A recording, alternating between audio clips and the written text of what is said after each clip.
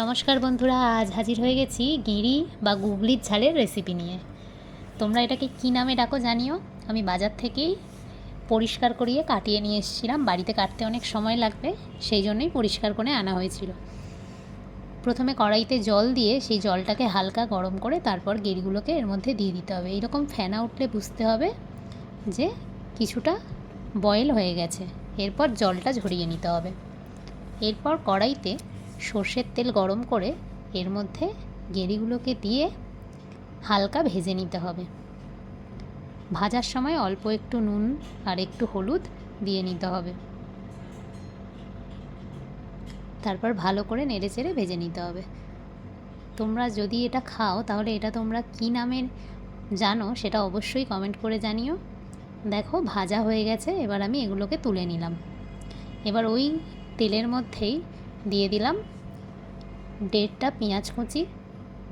পেঁয়াজটা ভালো করে ভাজা হয়ে গেলে এর মধ্যে দিয়ে দেব একটা বড় সাইজের কুচানো আলু। আলুটাকেও হালকা ভেজে নেব।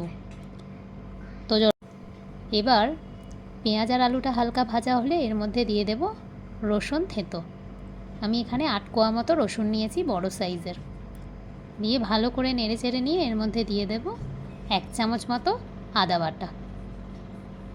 এবার ভালো করে আদা, রসুন, পেঁয়াজ, আলুটা একসাথে ভেজে নিতে হবে। এবার সামান্য একটু জল দিয়ে নেড়েচেড়ে নিয়ে এর মধ্যে সমস্ত মশলা দিয়ে দেব। প্রথমেই দিয়ে দিলাম অল্প একটু হলুদ গুঁড়ো, তারপর দিয়ে দেব স্বাদ অনুযায়ী লাল লঙ্কার গুঁড়ো। আমি এখানে 1 চা চামচ ব্যবহার করেছি, তোমরা যেমন ঝাল খাও সেই অনুযায়ী ব্যবহার করো। আর দিয়ে দিলাম পরিমাণ মতো নুন। এবার ভালো করে মশলাটা কষিয়ে নেব। তারপর এর মধ্যে ভেজে রাখা গেঁড়িগুলোকে দিয়ে দেব। তারপর ভালো করে গেঁড়িগুলোকে এর সাথে মিশিয়ে নেব। তারপর খানিকক্ষণ কষিয়ে নিয়ে এর মধ্যে সামান্য একটু জল দিয়ে আবারও কষিয়ে নেব।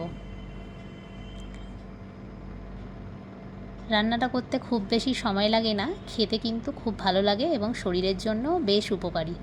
এবার এর মধ্যে আধখানা টমেটো 4 টুকরো করে দিয়ে দিলাম। এবার ভালো করে নেড়েচেড়ে নিয়ে আলুটা সেদ্ধ হতে যে পরিমাণ জল লাগবে সেইটুকু জল দিয়ে দেব। প্রায় হয়েই এসেছে। এইবার এখানে 3টে এলাচ, একটা দারচিনি আর 4টে লবঙ্গ বেটে নিয়েছিলাম, সেই বাটা গরম মশলাটা এর মধ্যে দিয়ে দিলাম। তোমরা চাইলে গুঁড়ো গরম মশলাও ব্যবহার করতে পারো। তারপর ভালো করে নেড়েচেড়ে একদম শুকিয়ে নিয়ে গরম গরম ভাত আর গেঁড়ির ঝাল পরিবেশন করো। রেসিপিটা কেমন লাগলো জানিও। যদি ভালো লাগে অবশ্যই লাইক করো। আজকের মতো টাটা।